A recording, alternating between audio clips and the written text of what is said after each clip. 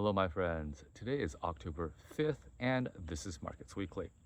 So, this week I'm on the road, so we're going to do this Agent Zion style. Tons of really interesting things happening in the markets, so we have a lot to talk about. First off, the big news of the past week was, of course, rising geopolitical tensions that look like they're going to boil over imminently.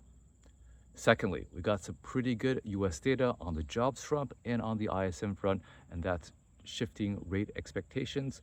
And lastly, we got a lot of actually random central banks, foreign central banks that have or are about to move, and we should talk about that as well. All right, starting with geopolitical tensions. So last week, as we all know, Iran launched a whole bunch of ballistic missiles against Israel, and now we're all expecting Israel to retaliate. Now, let's think about this a little bit with a bit of a broader perspective. So, a year ago, of course, Israel was attacked by Hamas. Over 1,000 people died. That was very sad. But since then, it seems like Israel's foreign policy has changed a lot. It's become a lot more aggressive. Now, remember, after that, Israel went to Gaza, basically demolished that place. So, depending on the estimates, maybe 40,000 people died, maybe over 100,000. But at least a million or millions of people are now basically homeless and had their entire lives destroyed. It's a humanitarian catastrophe.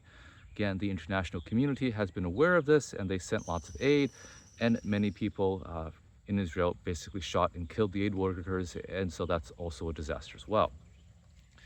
And then after that, again, Israel has become a lot more aggressive towards Iran. Remember, they had an attack in Tehran, the Iranian capital, where they assassinated a senior foreign official there. I believe he was involved in Hamas. So basically, assassinations on Iranian soil in their capital. And more recently, we have Israel going all out against Hezbollah by attacking southern Lebanon. So Hezbollah is closely related to Iran, an enemy of Israel. So what Israel did was basically go and take out the entire senior leadership of Hezbollah very successfully. But of course, that was not without collateral damage. In order to do that, they had to go and basically bomb and demolish many places in southern Lebanon. So you got thousands of people died as collateral damage. Basically, it's kind of like there's a bad guy on your block, and so the government goes and kills everyone on the block. So all throughout this, the United States has been very supportive of Israel. Now, these things have come at a very large political cost to the Biden administration. There's a lot of protests about U.S. foreign policy, and a lot of protests in the international community as well.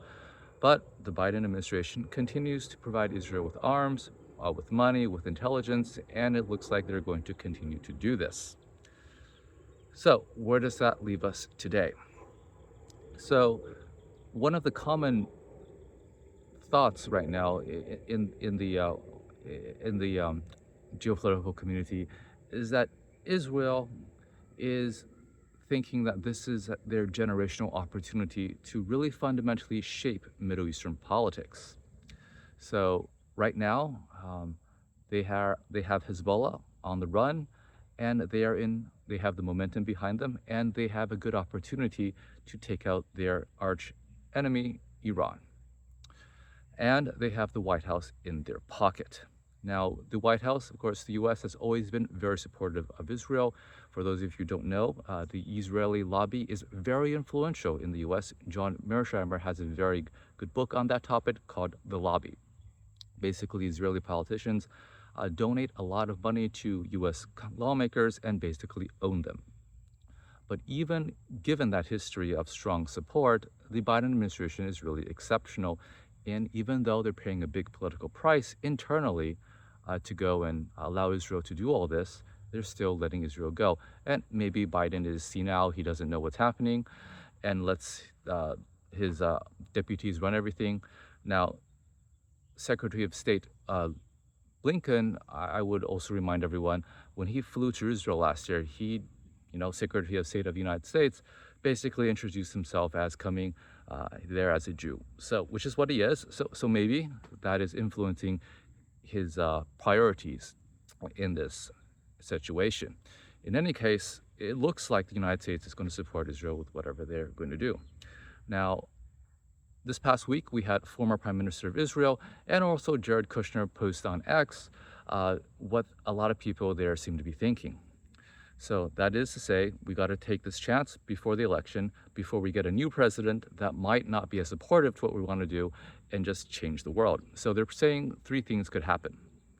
One is that they could do a big decapitation strike in Iran, just like they did in Lebanon against Hezbollah. Second, they can go and take out Iran's nuclear facilities. As we all know, nuclear weapons present an existential threat to Israel, and Iran seems to be at the cusp of obtaining those. And lastly, what they're thinking of is going out and taking out the energy infrastructure of Iran, where that way the Iran can't make money anymore, and that will set them back significantly. Now, all these things have pros and cons, and so one of the things that is being talked about right now is, of course, if Iran says that if they strike their energy infrastructure, what the Iranians would do is that they will go out and strike everyone else's energy infrastructure. And what that means is that there will be tremendous disruption in the Middle East. Oil is going to go to the moon. So when news came out that, after the attacks by Iran and Israel retaliates, then you have to know, not yet retaliating, but as you're thinking about retaliating, you see oil go up significantly this past week, and fixed strike vol has been pretty elevated as well. We have some news that Biden says, don't attack he doesn't want them to attack the oil infrastructure, but as we all know, what Biden says doesn't matter.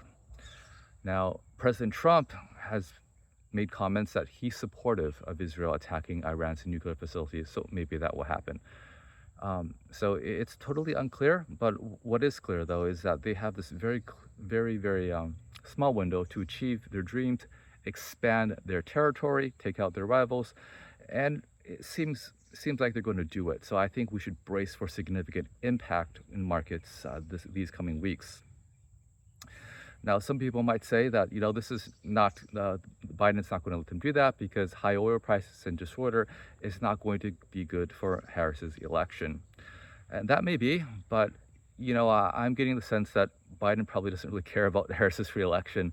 Biden was all set on being the nominee. He wanted to be president again. He disappeared for a few days, came back, and he had to basically step down. I'm guessing doesn't seem to have been very supportive of Harris these past weeks. I'm guessing he's really upset that they pushed him out. After all, President Biden basically picked Harris out of the trash can in 2020 and made her vice president. Recall, President Harris did very poorly in the Democratic primaries back then, and if not for Biden, would be nowhere. Now, Biden made her vice president, and now she's kicking him out. Maybe he's not too happy about that. In any case, we have big geopolitical tensions ratcheting up, so we should be very careful going forward. All right, the second thing we got to talk about is the really good U.S. jobs data that we got the past week. Now, non-farm payrolls printed at about 250,000, 100,000 higher than estimates. Now, as we all know, we got to go and look beneath the details to get a better idea of what's happening. But the details were all very good as well. So the unemployment rate went down to about 4.1%. Now, remember, a couple months ago it was at 4.3, went down to 4.2, and now it's at 4.1. So a lot of people were afraid. Some rule triggered, unemployment's going to shoot to the moon. We're going to have imminent recession. But since it's been triggered, we've had the unemployment rate go steadily down. Okay, so that's one thing. The second thing, of course, is that wages are printed higher than expected, so wage growth is fine.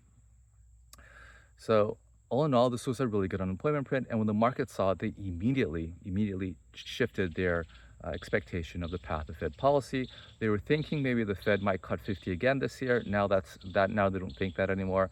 They're thinking maybe we'll get 225s. So you saw the 10-year yield rise significantly. Actually, the entire rates curve rise significantly and dragging the dollar up as well.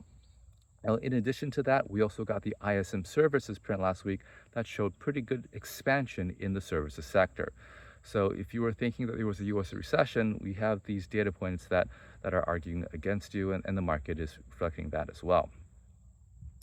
Okay, the last thing let's talk about is we got a whole bunch of central bank news throughout the world. Now, um, so in Japan, for example, remember recently we had a new prime minister in Japan, and the market was pricing in a more hawkish Bank of Japan because this new prime minister was perceived by the market to be more open to the Bank of Japan normalizing monetary policy. And so the yen strengthened a lot and the Nikkei tumbled.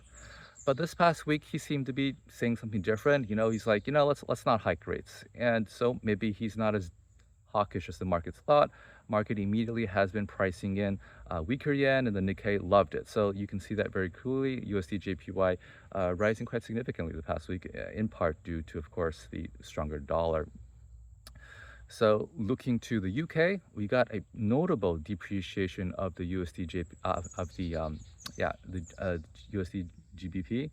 So the pound weakened a lot because it seems like Governor Andrew Bailey over there is beginning to hint that he might be comfortable with a faster than expected pace of rate cuts. Now that seems to be due to data in the UK coming in weaker than expected, or at least inflation coming down faster than expected. So he's going to be joining the global rate cut cycle pretty soon as well. What else? Looking into, yes, of course, looking into the European Union, it looks like October is a done deal for cuts as well. Looks like that Isabel Schnabel, I think we talked about this last time, is mentioning greater concern about growth. And so it seems like that's going to be leading to a rate cut in October. And the Swiss National Bank, also inflation coming in lower than expected. It looks like they're going to be cutting maybe sooner than expected as well. So we got global rate cutting cycles really in full swing. But then again, really big geopolitical risk on the horizon. So I would say, guys, be careful out there, at least until after the election. And maybe even then, we'll have significant uncertainty because we won't know who will be the winner. All right, that's all I have today. Talk to y'all next week.